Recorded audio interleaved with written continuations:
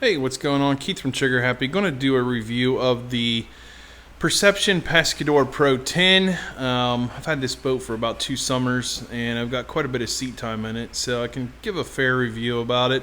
A lot of things I really like, a couple things I don't, but I'll just kind of hit my setup and what I do and do not like. If you want to find all the features about this boat, check it out online on Perception's website, and then you can find exactly what you're looking for in terms of length, width, weight, all that stuff. So I'm not going to hit all that. But first of all, handles up front, one in the rear, makes it easy to load. They're pretty sturdy, work fine. I don't use this particular section at all.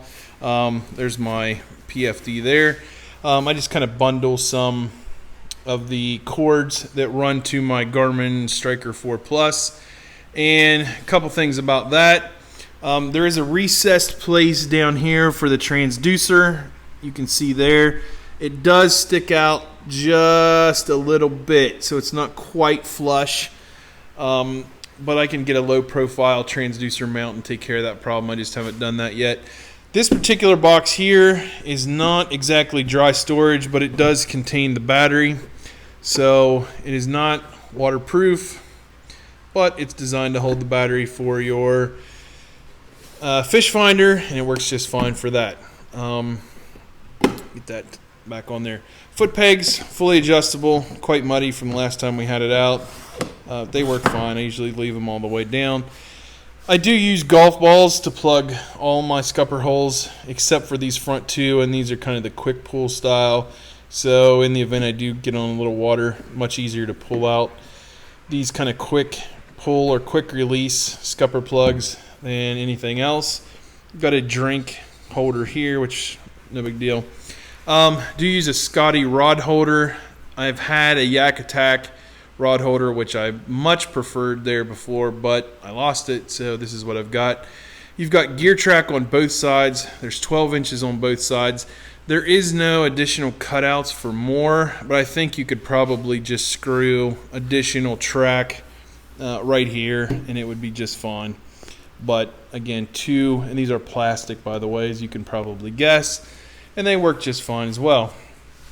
You've got a recessed area here where you can put a Plano, you can get it out here, put a Plano tackle box or whatever in there, and it's designed exactly for that 3600 size. Works great, It does make a little noise. If you want to be totally quiet, I would not put the bungee over it, but works fine. Never had any issues with it.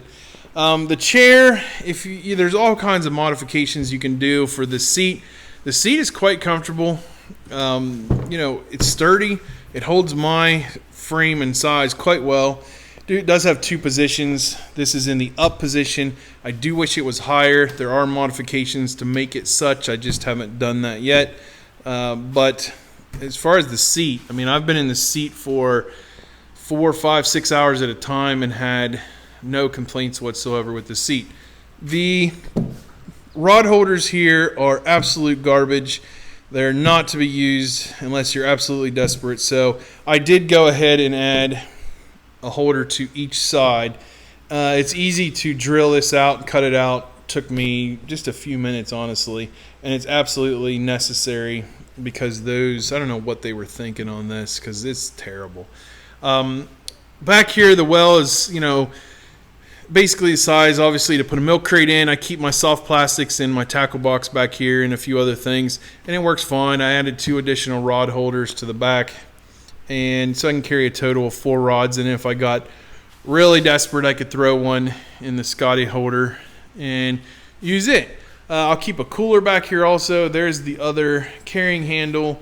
There's the drain plug in the back. One thing I want to mention while we're back here, this particular piece right here is changeable or removable. So it's designed to drag your boat around so you don't tear up the bottom of the boat elsewhere. So if this gets damaged, it is replaceable. There's 2 screws. It's actually a pretty nice feature without having to go to a wheel or something like some of the other brands have went to. I do use a anchor trolley. Again, an easy modification. I think it's like $30. Well worth doing. There's the anchor I keep back here also. The paddle park that comes with this boat is not great. It's just a bungee style. It's right here, and it sets much too far back for my liking. I didn't care for it.